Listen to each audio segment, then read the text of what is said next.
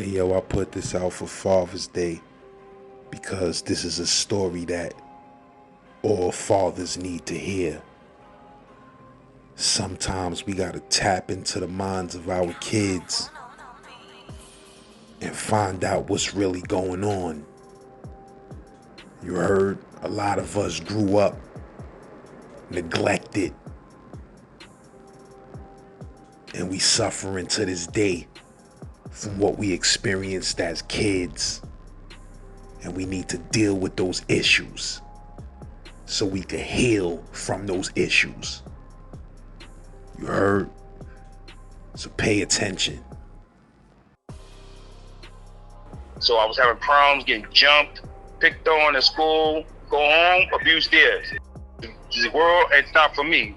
Nothing is going right. I gotta get away. So I just run away. You know what I mean? So I just run away. The streets. How old was you when you ran away? I was about, when I first started doing that, that was like probably like I would say like 11, 12. And that's when you was living where? The first time I did that, we had moved to Tilden. I was in Tilden then. I'm originally from Langston Hughes, but when we moved to Tilden, that was the first time I started the running away thing. And what was it that was making you want to run away though? It was my mom's had, when we moved to Tilden, my mom's had got a boyfriend, and that's the drug era started hitting. And they got caught up in that. So when they got caught up in that, and my mom's was always like she had like an attitude, like she had a sweet side, but my mom's was feisty, short, fight for her brothers. She was one of those. And, at my mom's funeral, rest in peace, everybody talked about how she fought for everybody. She was a fighter. Like she had this she taught like the females in the family how to fight, and she had that fight in her. So she always had that. So you add that plus the drug era, it just was, you know what I mean? And then dealing with somebody, her husband was violent and abusive, and he was on the drug era. So that, now I got the bitter end of that stick. That was, you know what I'm saying? Because I was the only child at first. So that's when that came into part, when I started to run away. I was like in probably, like about 12, 11, I started to run away. The abuse and all that, my mom's, the stitching cords, I couldn't take that shit. Like, that shit was crazy, you know what I'm saying? When she getting her shit. What you mean, like your mom's was ODing with the beating on you and stuff like that? Yeah, definitely. My mom's had, it was something I did. I don't know what I did little things that kids, hey, so my mom says like, she, like it'd be something little, like I cut my hair, something like that, and she'd go off to the extension cord. Like I'm like, that wasn't that serious for the extension cord. And I remember one day, it was so crazy that, you know what I'm saying? I'm saying this, and I love my mom's, like that was our biggest, losing her was the biggest, you could send me for a million years, the face of the death, whatever. That pain that I felt losing her, I don't know how people do it. I compare it to nothing, but at the time, I remember one time she beat me with that extension cord, and I couldn't take it. Like I had pushed her. I never put my hands on my mom. Never raised my hand. But that day, I was like 11 or something like that, and I pushed her because I couldn't take it, and she I couldn't take the pain for like I was too young.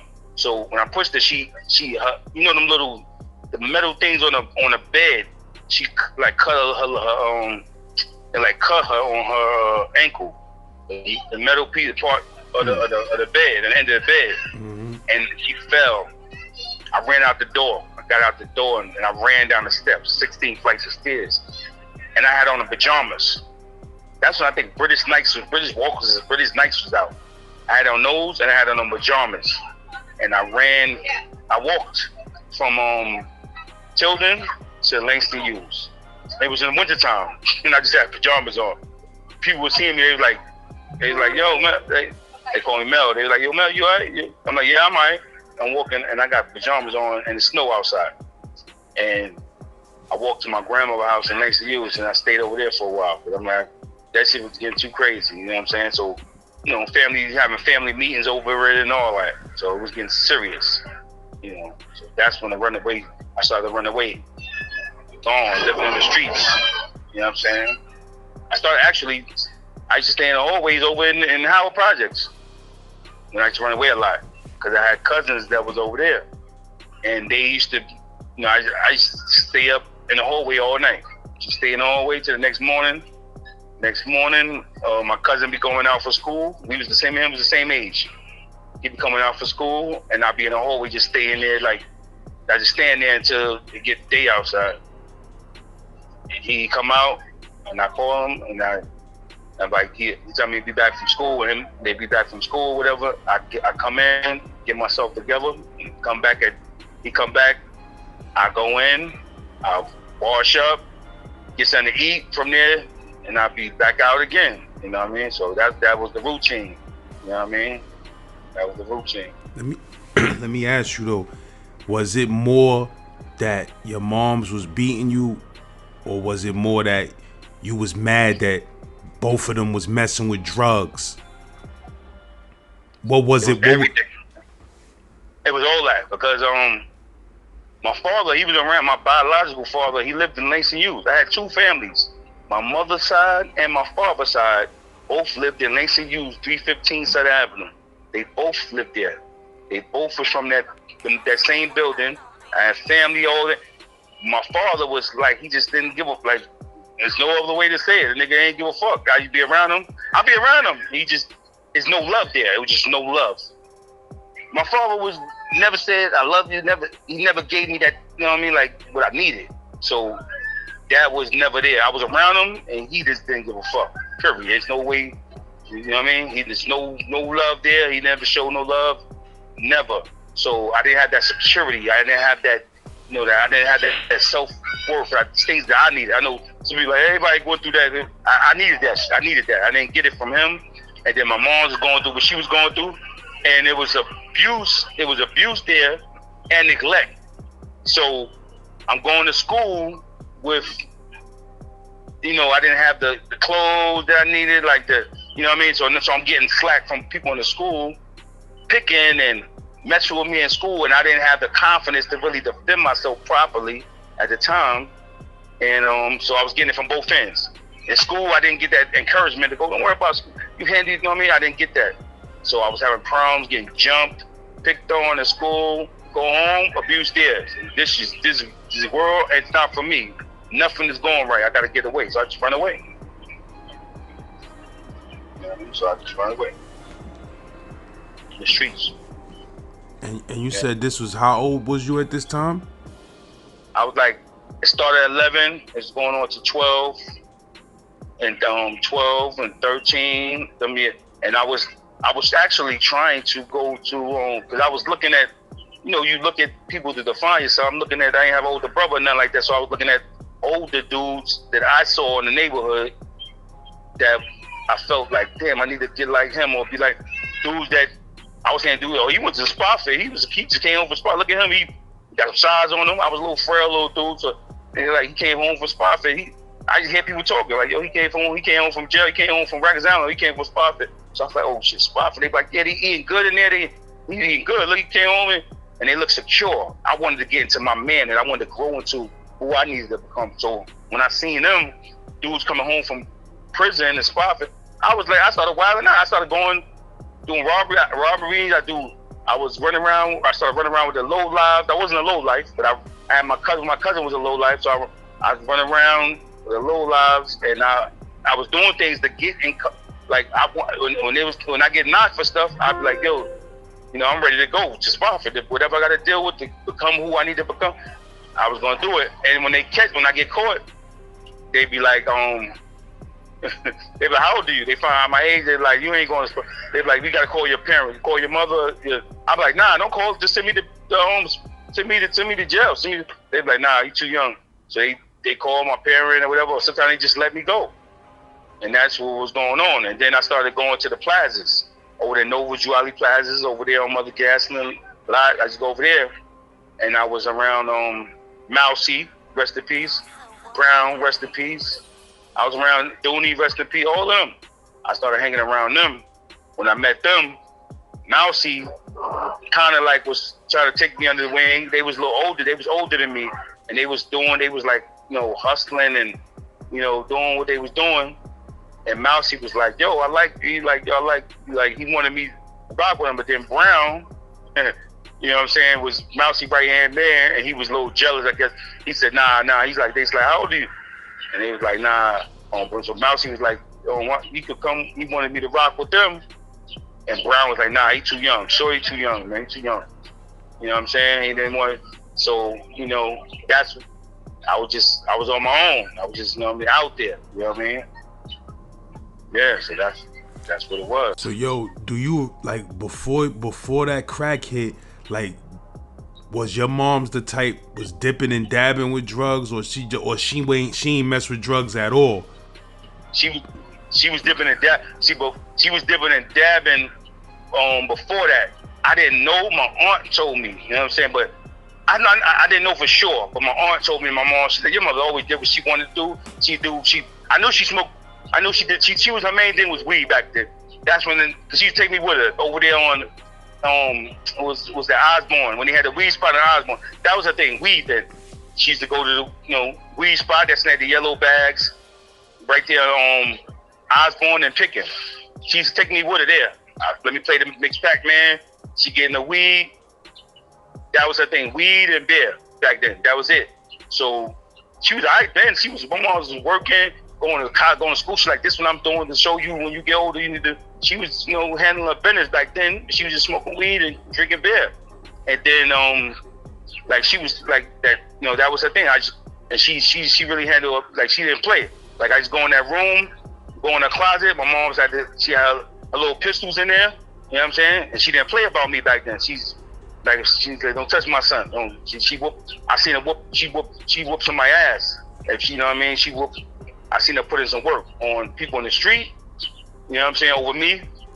And she ended up pistol whipping, you know, my uncle probably didn't want me to say, she pistol whipped my uncle over me back in the days, because, you know, he beat me one day. I was probably like, I don't know, I was probably like 7, 8, and the belt actually it ended up catching me in the face. So my mother was at work, and she came home. And that's when we was in Lacey Hughes, and she sort of whooped my face. She went got her gun. It was right in the room. She just keep it in this little bag in the closet. She pulled it out, and she like, you hit my son. She pistol with my uncle.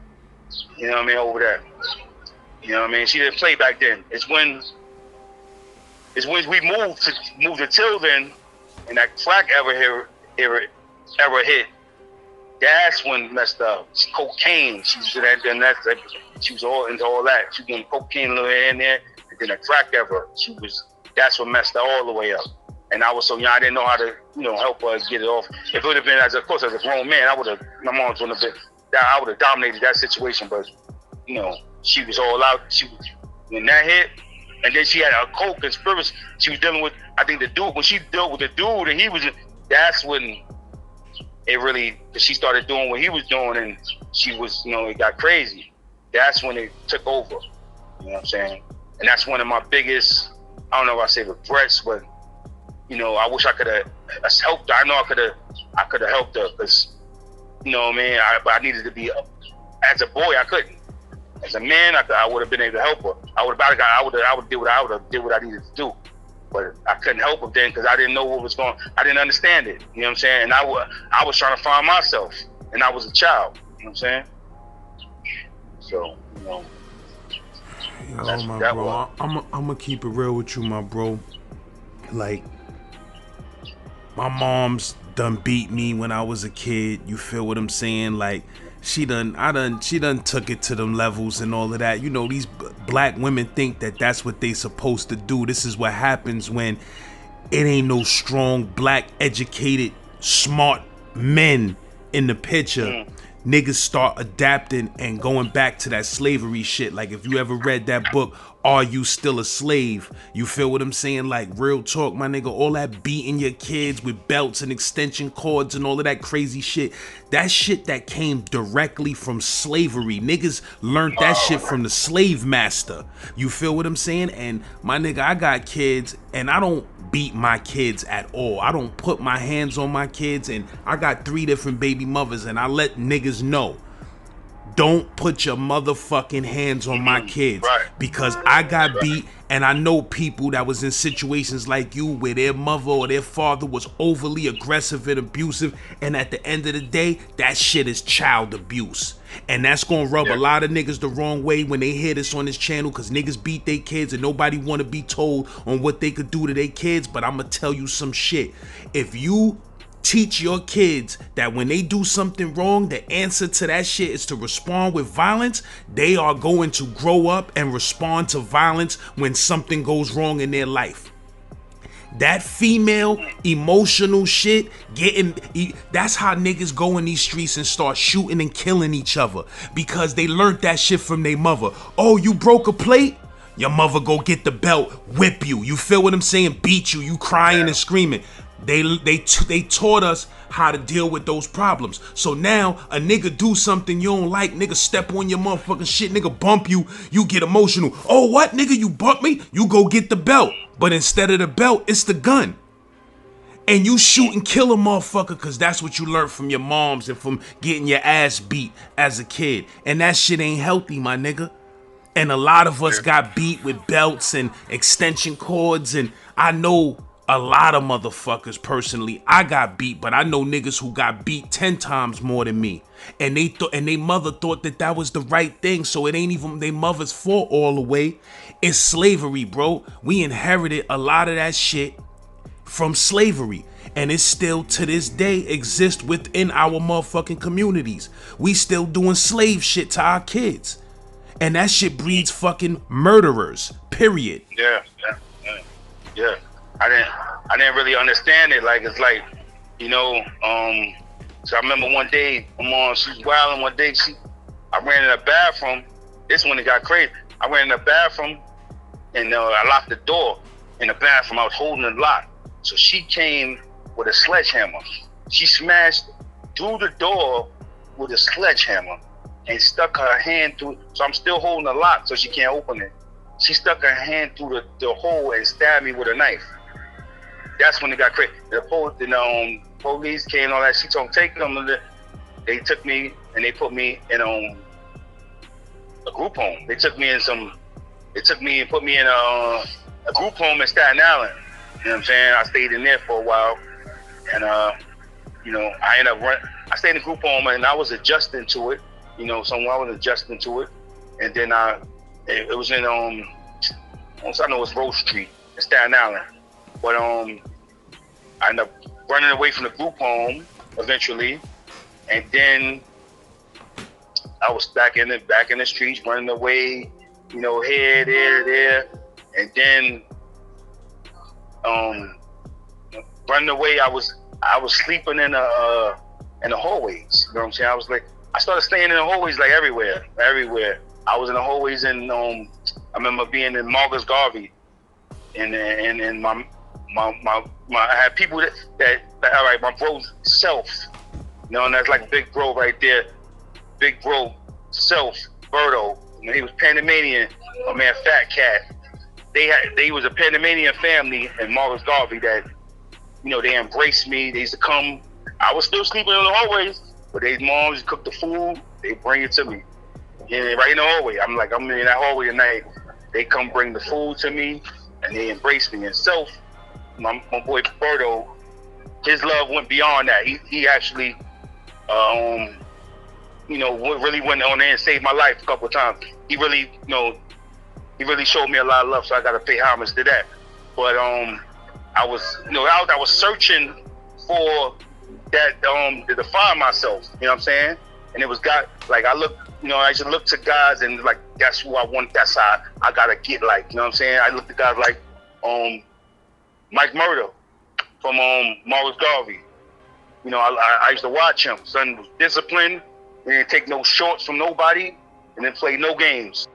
He was a little older than me. You know what I'm saying? And he used to be in the plazas, and I used to see him in the, you know what I mean? Son handle his business. You know what I'm saying? Mike Murder. And I used to be like, damn, that's how a man used to need to be. Discipline, principles. You know what I'm saying? He conducted himself a certain way. And I was like, yeah, that's how I gotta get. You know what I'm saying? And when we got older, when I got older as a man, I actually had a conversation with him about that. You know what I'm saying? You know, how I, used to view him. I always looked at him like that's, you know what I'm saying, the way he conducted himself. And him and my big bro, Berto, Self, they was real tight. Still to this day, they real tight. And you know what I'm saying? I should watch dudes like him, Mikael, you know, from your PJs, you know what I'm saying, how they moved a certain way. You know what I'm saying? But how old was you when you said that happened, when your mom stabbed you?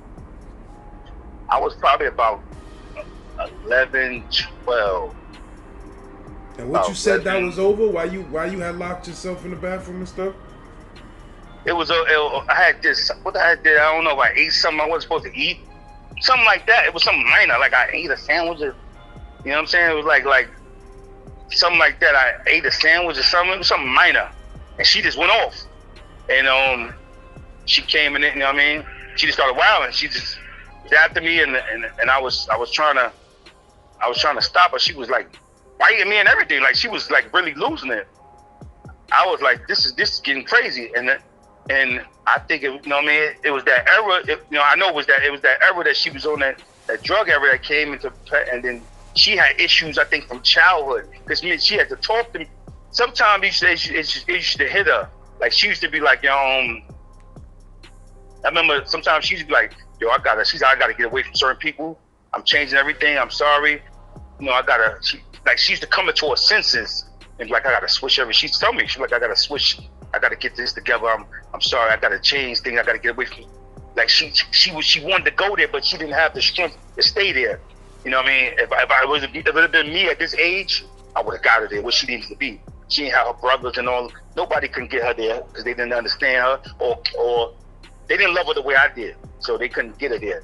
So she wanted to get there, but they just wouldn't get there for her. So I just ended up staying in. I was always in the streets, and then I had a brother and sister that came after me. You know what I'm saying? She ended up having, my brother and sister. They was much younger than me. You know what I mean? But they didn't see what I seen. She started. I don't think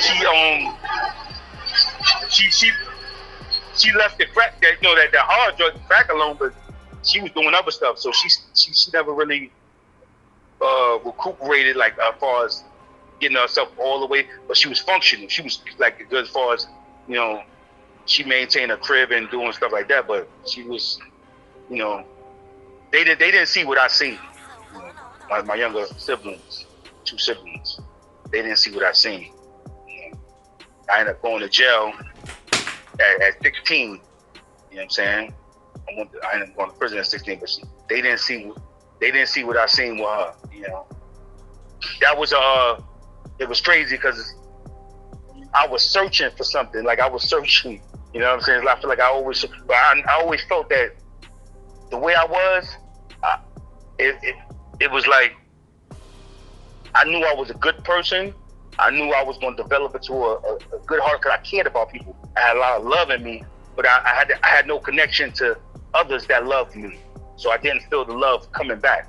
And I knew that, the people in my life, that's why to this day, anybody that ever came in contact with me that showed me love, that embraced me, that showed me that love, I never forgot. I appreciated it. I appreciated the love and loyalty on a different level because I never had that. So since I never had that, anytime I received love or loyalty from somebody, it stayed with me forever.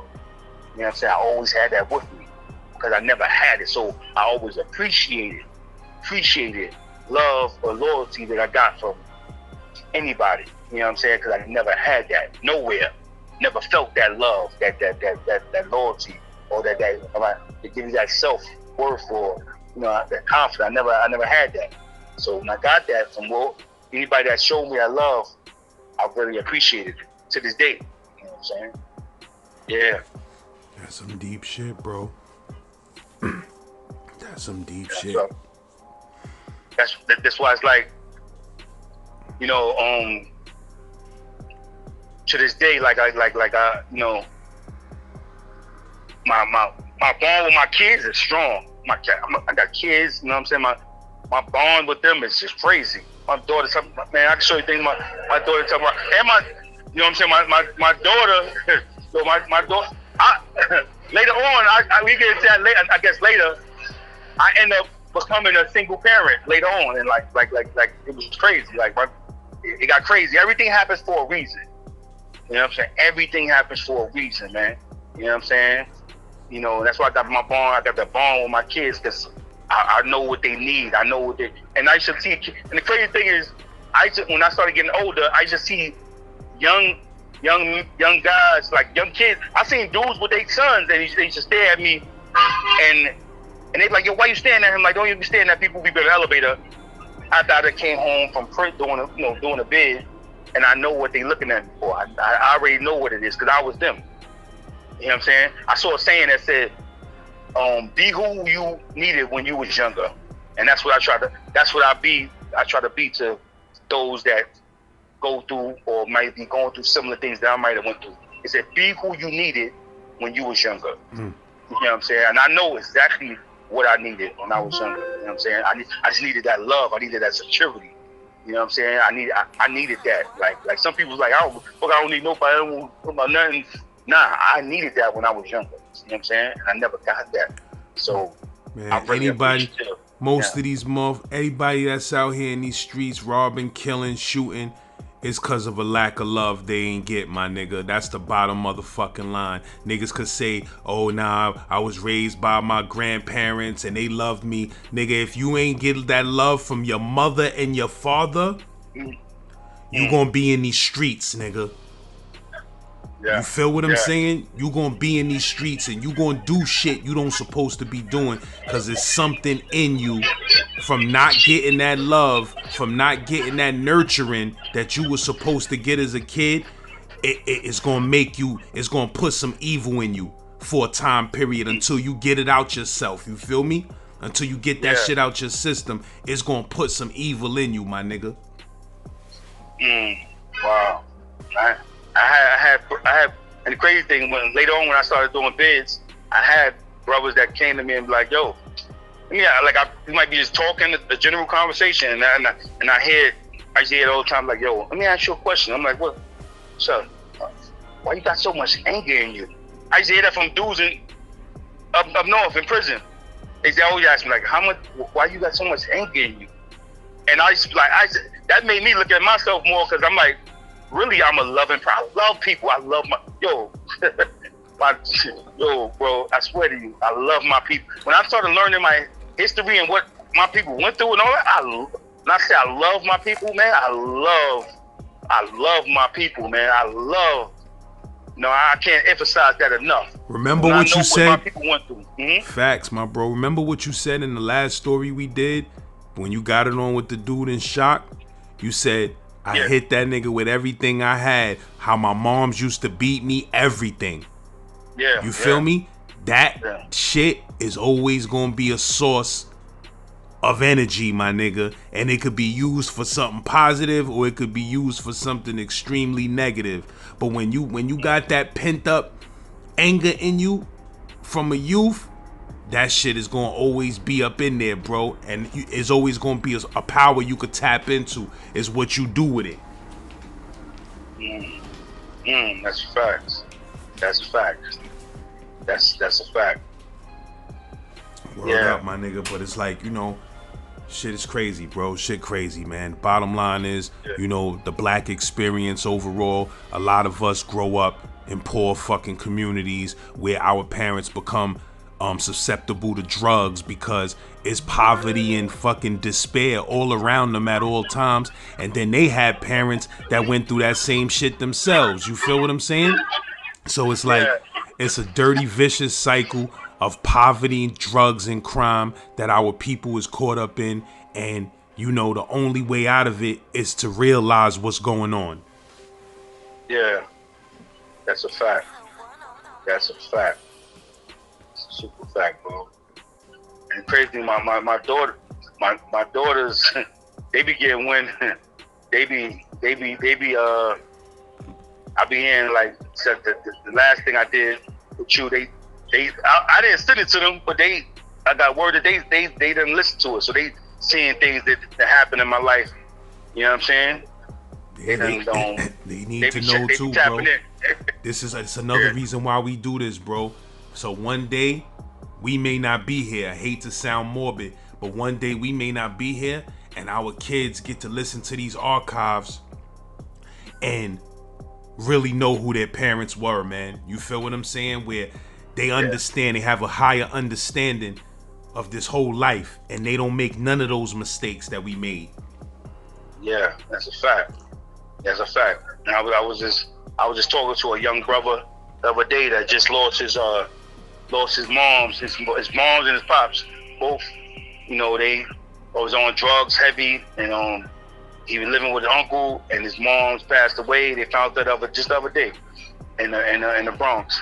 And no, not just the other day, a few weeks ago.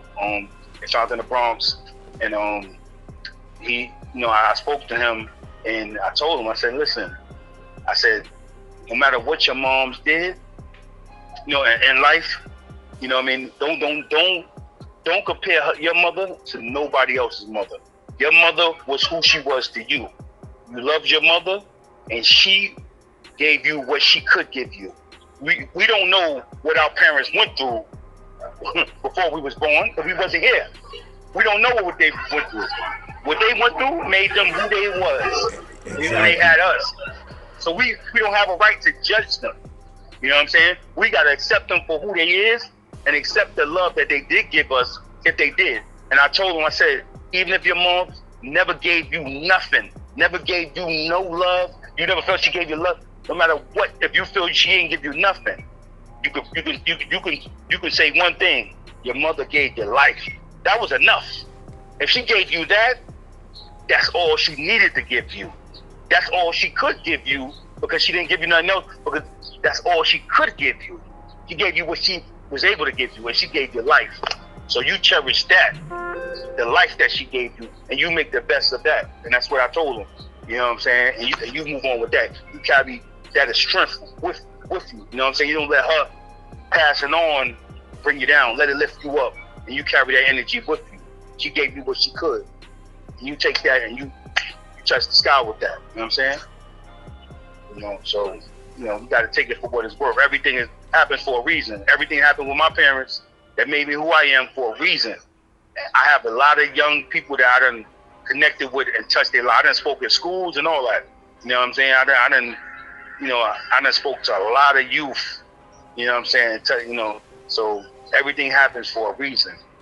And I just hope my pain or things that I might have went through can inspire and help somebody else. You know, that's what I look at. Anything that happened with me, anything that caused me pain, any struggles I go through, I hope me overcoming it can help somebody else, you know, that might be dealing with it. That's what I hope.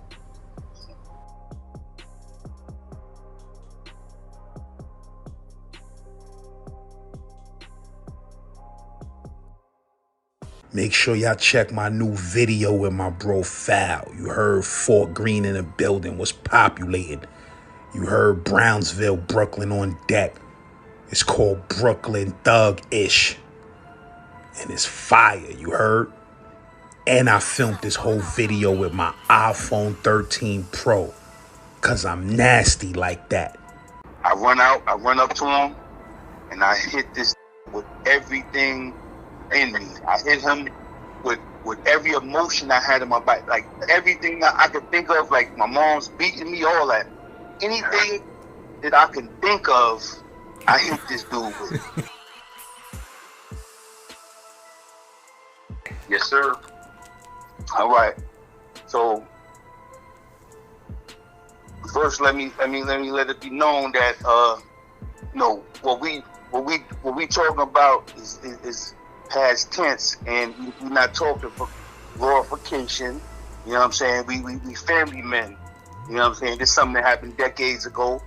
You know what I mean? We ain't glorifying the penal system. You know what I'm saying? We doing the right thing out here. We're doing guys right now. You know what I mean? Fact. Yeah. So, all right, now we're gonna go back to 1992. 1992, 16. You know, and they set me up north, first bid, never been up north before, 16 years old. And he said, the first thing they said, it's your first bid, so you can go, you know, you can go home in 6 months. If you go to SHOT program, you have a SHOT program in Lakeview, you can go there, do 6 months, and go home. So I said, yeah, that sounds better than what I got to, you know, doing years. So they sent me to SHOT. Went to Lakeview. Got there, police was on, you know, they all on some militant shit. They all in your face.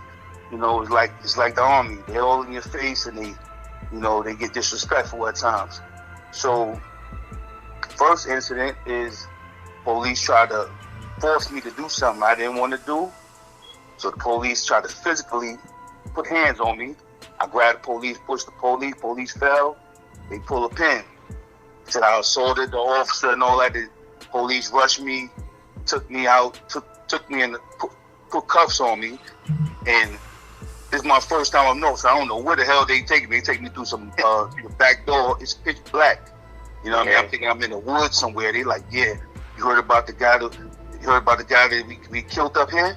They're like, yeah, you gonna be next. So I'm like, oh shit, this how it's going down up here. So they take me to some woods, and it looked like some woods. It's like it was all dark, but they really taking me to the box. So they're like, yeah, I think we could dump this motherfucker. That's what they tell me. They like, yeah, we gonna dump him. We gonna get, you know what I mean? So they talking about like killing me or whatever. So we get in the box. They whip on me a little bit.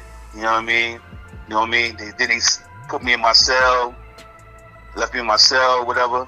I got the ticket. When I got the ticket, it said assault, but the assault was crossed out. I don't know if they did the investigation, because I really didn't assault the officer. They tried to put hands on me, and I tried to get him up off me, and the officer fell. So that's what happened. So I did a little time in the box. I got out the box. Now they put me back in the program, in the shop. I got to start over. Now I'm in there with my comrade, Sunshine. That's on the line right now. Yeah. You know what I mean? You know, I'm in the house with him. I'm in the house with, rest in peace, Issa Van Dyke. You know what I mean? That's the comrade right there. Rest in peace. It was me, Sunshine, Issa, and it was Percy from Howard Project, Dorian brother, Percy from Howard Projects. We all in the same house. So now we in there, get with the program to do what we got to do. You know what I mean? And then the next incident is first it was a captain on Captain West. He told me, he said, he told me he thought I had an attitude. He said, you need this program. I want you to do this program and whatever. So I'm like, all right. So, trying to do the program so I can go home. The thing is to make it to the town. So one day we in the mess hall. And dudes was rushing. So we online leaving out the mess hall. My tray hit the back of this dude's back. Hit his back. So he turned around. He was like, "The fuck you doing?" He smacked my tray. So my tray damn near dropped. I grabbed my tray. I walks it to the garbage. I ain't say nothing to him. I walks it to the garbage. Put it in the garbage. Went outside and I said, homie, when we get back to the house, me and you gonna go in the bathroom and handle our business. So he said, what? He just swung on me. So the nigga swung on me. And when he swung on me, I went to go at him. Everybody rushed me. They were like, yo, homie, just chill. They like, just chill. The police ain't see it. Just wait till we get back to the house. So I'm like, all right. Start walking, going back to the house. I think about it now. My adrenaline running. I'm like, I can't let this dude get back to that. Wait, I can't let this shit go like this. So I run up to him, and I hit this nigga with everything in me. I hit him with with every emotion I had in my body, like everything that I could think of, like my mom's beating me, all that, anything that I can think of. When I hit him, this nigga fell. Everybody crying around. So the nigga fell. I went to go on top of him. When I went to go on top of him to finish him off, I see his eyes was crossed. So he was already gone. He was gone already. I didn't realize his jaw was broken. All that. I never broke nobody's jaw. I never did that before. This is, you know, I never knew I could break somebody's jaw. But you know, he was out of it. So they picked him up. He fell back down. So that was the end of that. He got back to the house. Sergeant came and all that, and they was talking about what happened. And they was like, yo, look at this guy's jaw. And they was like making a big thing about it. But they didn't take us to the box. They said they won't give us a chance to finish the program, which is crazy. So unheard of. I think before that, bro, remember they was coming around trying to check knuckles. Oh yeah. See, because they weren't sure who hit him, right? They wasn't sure who did him filthy, so they started checking everybody's knuckles. I forgot about that. Yeah, you're right. Yeah. So but then they found out it was me. Then they was like, you know, they was talking to us. They called me and him. They talked to us, and they said they're gonna give us a chance. I never forget, that was like on a Thursday.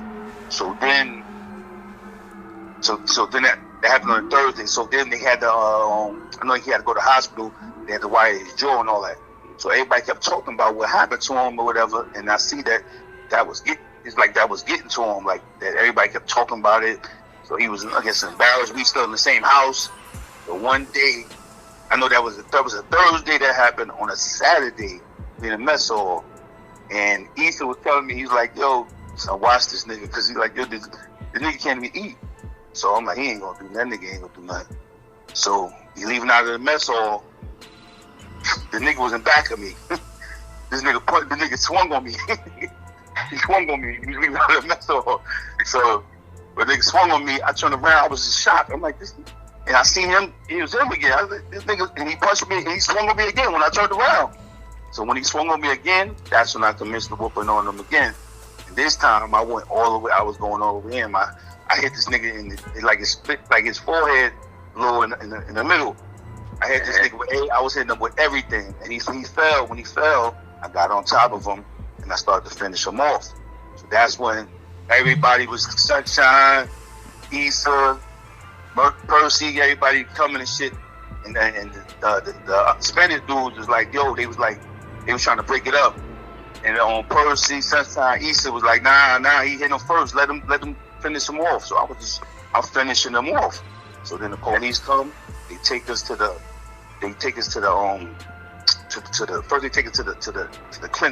clinic, and they was laughing at them. They was like, yo, last couple days ago you had your head X-rayed. No, he had to get his jaws X-rayed. Now he got to get his head X-rayed. So they was kind of joking about it because he was like in his 20s and I was 16. So then they took us to the box. So from the box, now I'm like, now I'm done with the program. They got me in the box, so it was a wrap. And what I heard that they was taking this picture while we was in the box and showing it to people in the jail, saying this is what happens in here, whatever. So yeah, you remember that sound? Yeah, that's when they was trying. Yeah, they was doing that and letting people know, oh, yo, this is what can happen to you, or you could go through. Because if you don't finish the program, you're gonna go through this right here. And what dorm was that? Because they was sending everybody that was going outside the dorm. They was sending everybody to that dorm, and that's where they was saying it happened at, and it didn't happen there. But I remember it was one of them dorms where, like, if you signed out the program, when you got kicked out of the program, you went there. I don't know if it was A and B dorm. Oh, yeah, I know what you're talking about. When it was a dorm that everybody getting kicked out go to. Yeah, I know what you're talking about. Yeah, it was the closest dorm to. That's what they were saying, beloved. They was saying that they was showing the picture, and they was saying that if you know, you can go home, you know, the whole 6-month thing, and it's really not a bad program, and but if you don't, this is what happens in such and such. They kicked the other dude out too? Yeah, both of us went to the box. Yep. But the crazy shit happened after that, because it's like they put both of us in the box for fighting, and then when I was in the box one day, I'm sitting there, I'm stressed out. I'm like, damn, I fucked up my chances going home. I ain't going home. I'm like, damn. You know what I mean? So I'm in there stressed. So I'm like, damn, I need to get home, man. For fuck, I only had a few months to go. I could have chilled out. My mom's gonna be mad at me. I'm thinking all kind of shit. So yeah, now, I'm sitting in my cell one day, and I look up at the door, and all I saw was blue eyes. It's Captain West, the same captain I told him that told me he wanted me to do the program because I needed it. So he told him to open his cell. He said, open. Told him to open my cell.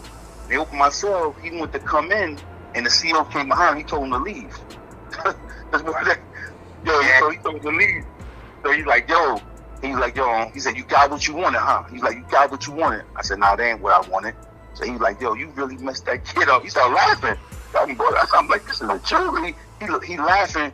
He like, yeah, you really messed that kid's face up, man. You really messed him up, man. So I'm trying not to laugh. He laughing. So then he said, what you want? He said, what do you want? He said, what? And this just blew my mind. He's like, what do you want? He said, tell me, what do you want? I got juice in here. What do you want? I said, I want to go back to my house, finish the program. You know what I'm saying? I want to start over. I want to go back to my same house that I was in, finish the program. He said, write me a letter asking for a time cut out the box. Just write me a letter. Write a letter saying that you requesting a time cut. I was like, all right. I wrote him the letter saying I request a time cut out the box. A couple days later, I was back in the house. Where's that sunshine? Yeah, I was back in the house. But I want to also say this, and because people take things wrong. Captain West really, really invested in a lot of brothers up here, man. Yeah. He did. He looked out for a lot of brothers. Man. You know what I'm saying? I'm gonna have to give you that because we always get and cracking this and cracking that.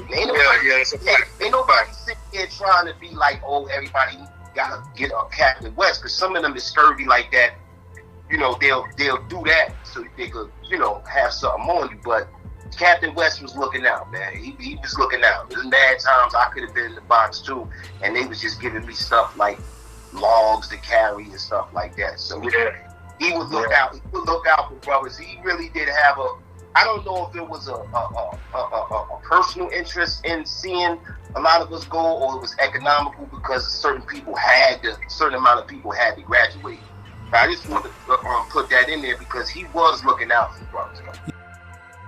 I'm sure in some of those facilities is actually some policemen that they really want to see dudes not come back to jail. You feel me? Is a handful of them. You understand? Or they wouldn't even want to work in Lakeview. You understand? It's a handful of them that really feel like, yo, man, we could put a dent in the recidivism rate in this shit if we really teach these dudes some shit.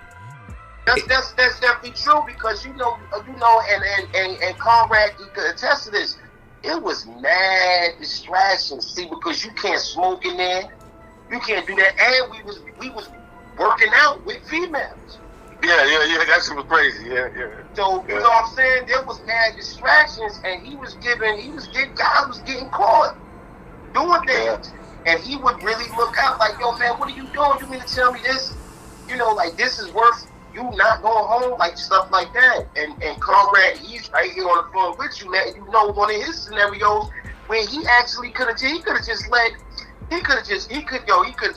Conrad go to Green or Coxsackie or Washington, where they were sending brothers. How much time you had if you wouldn't have went back to Shock? How much time you would have had to do? I didn't have a lot of time. I actually had like 2 years to do, but that's 6 months down to better than 2 years. Hell at 16. Yeah. I take that 6 months over that 2 years anytime.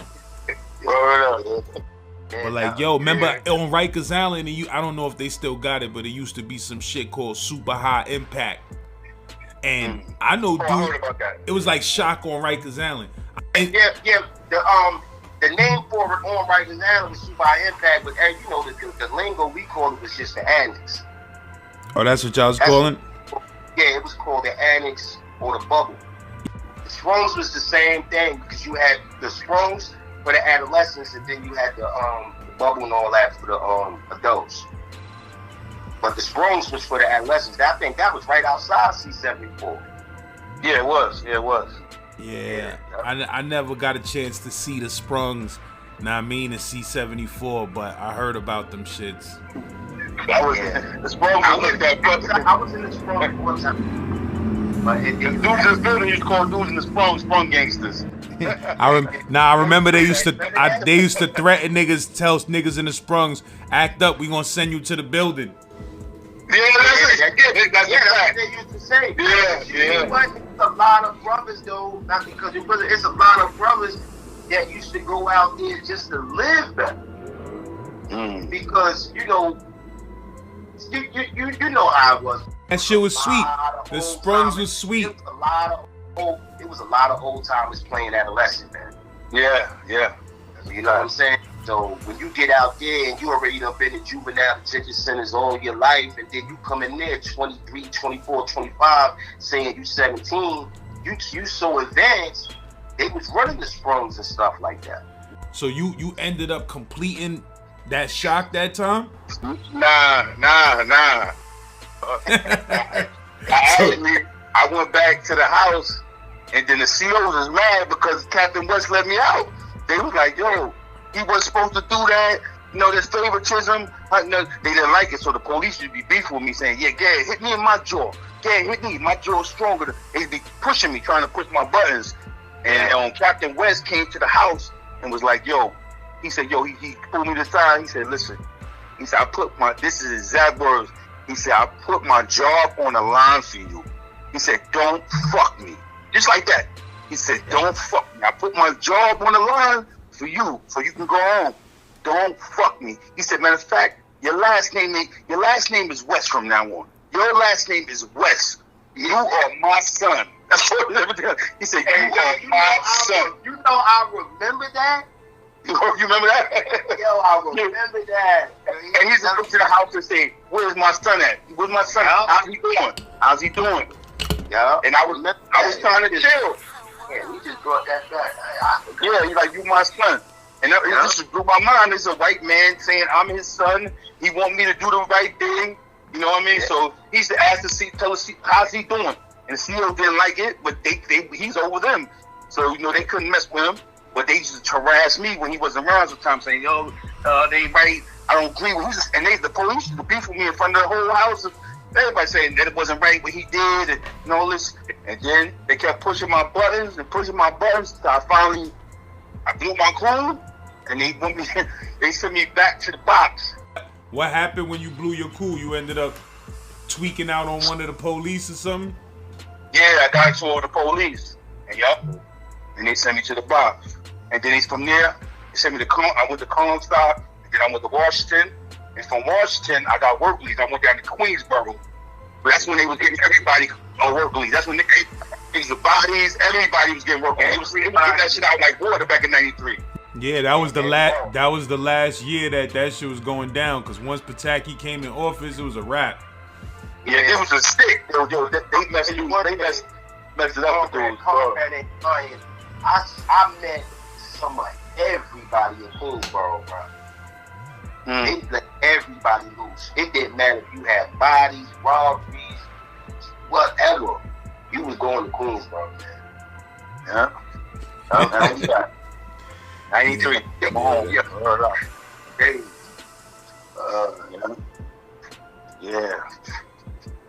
That's a fact. Yeah, so you just did. So what you did? You just CR'd off of that joint and went home? I came home. I went to they sent me down to work leave before I even go to the board or anything. They sent me down to work leave. I was at work leave for a while, and then I ended up getting violated after a while. I violated work leaves, and they sent me back up. I went up to Bear Hill. I was like the youngest. I was like the youngest dude in Bear Hill back then. This was like the end of '93. This was the '93. I went up there. They sent me to Bear Hill, and I made the board. My first board. When I went to the board, when I went in there, I don't know. I looked at young son back then. They was like, "Yo, it's like you. How old are you?" I made my first board. Went home. Yeah. And then that's when '95 is when I ran back in Sunshine to my car ran Sunshine in the Beacon. Yeah. I think end up coming back through. We saw each other in the hallways in the beacon. Oh, First thing we did, we saw each other, started laughing because we could. It's like that recidivism shit. Like we both went home, and first time we see each other getting right here, like we both told each other we was never coming back because it was never coming back to prison. Like I ain't never coming back. This whack, you know the lingo back then. And then we see each other the whole way in the beacon. And then I was laughing like, oh, yo, we back. Yeah, man. But it's a blessing to be out here. Been out here with all these years. We both been home for decades now. Been home for 20 years. Like, you know what I mean? It's a blessing to be out here. And, you know, that's what it's going to be. That's what it is, man. Take care of our families. That's what we're doing. It's crazy that you say that because when we reconnect back with this social media thing, when I came off my man, I just kept seeing your growth and your development. And you just was like, I was just like, yo, see, sometimes you have to, for those that's gonna be listening, it's not always about the rah-rah, man. You got good brothers that go to prison, make bad decisions, but once you learn from it, and you take all your experience and you turn that into just being a strong black man out here in America, man, it's so much better. And it's so many more opportunities. Brothers ain't got to look over their shoulder. Brothers got good wives at home, children. And you're just able to sit back and chill. You know what I'm saying? And everybody had to go through their rah-rah. We come from the hood. We gonna go through that. But it's how you finish the race. That's right. I truly see that my brother, my comrade, we was young. We didn't even really know nothing about life when we met. And I see the way he is developed into a very inspirational brother. I tell you that all the time. Yeah, we tell each other, you inspire me too. You know what I mean? You know what I'm saying? And, yeah. It's a true testament of how a man could go through all of that and still change his life. And I definitely stand beside you at 16. I stand beside you now. That's right. That's right. You definitely inspired me. You know what I mean? Since I've been on the inspired me to, get with a good woman, have children, to get the streets, leave all that nonsense alone. And you used to talk about that before. You used to talk that's 30 years ago. Yeah. You know what I'm saying? And to see your growth and development and see that you actually did it, that just goes to show you that you can put a dream together at 16 and still make it. Wow. And I salute you for that because I tell you this all the time, beloved man, whether it's, we talk on the phone, we've been on the gram together, we've been on Facebook, I always tell you, man, you inspired me. And from another man to another, I don't have no hang-ups about that. I'm getting it from that. I appreciate that. Definitely, man. Definitely. All right. He's 16. Yes, he wish he would have went home a little earlier. But think about it, if he'd have went home a little early, he might have wouldn't have learned his lesson. That's a fact. You know what I'm saying? And we all know how Brooklyn was in the 90s. Yep. You know what I'm saying? That's a fact. Look at, I don't know what's going on with Perth, but bless his soul, look at Easton. We was decent brothers that we was together every day. Decent. Oh, that was my boy. Yeah, shout out to Percy. Son is from our projects. Yeah, Percy. Yeah, Percy was my guy too. Yeah. Oh, yeah. Hey, man. Percy. That's a fact. Yeah, he really was. That's my guy. Yeah. Yeah. That's a fact. You brought back so many memories, though, Jazz. I ain't gonna lie. Yeah. Like, this has helped me to talking about this because it's like, we had experiences together that helped us grow. You know what I'm saying? We learned from all that. Yeah. And I appreciate you, man, because you definitely got me on track since I came home. Because I still had my foot in the other side, but I just kept seeing you. I'm seeing your happiness. You kept smiling. I kept seeing you around good people. And that's when I just started hitting. Do you remember I just started hitting? Yeah. Like, keep it behind me. You know what I'm saying? Because if I just look and see, I started this thing out with you. Yeah, that's a fact. Whatever in betweens, I remember our conversations very vividly, and it wasn't no negative individual, man, but you wasn't having it either. You know how Brooklyn do it. You wasn't having it. However, it was just like, for some reason, man, we just kept bumping.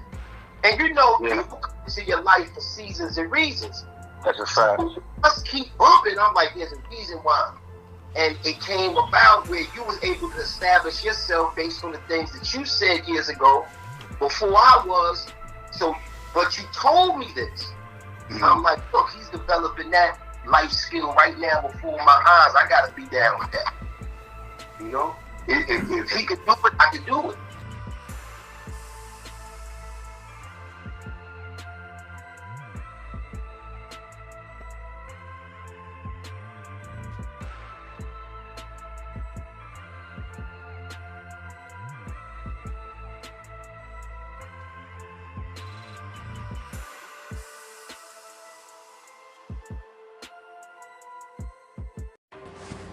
Brooklyn Legacy.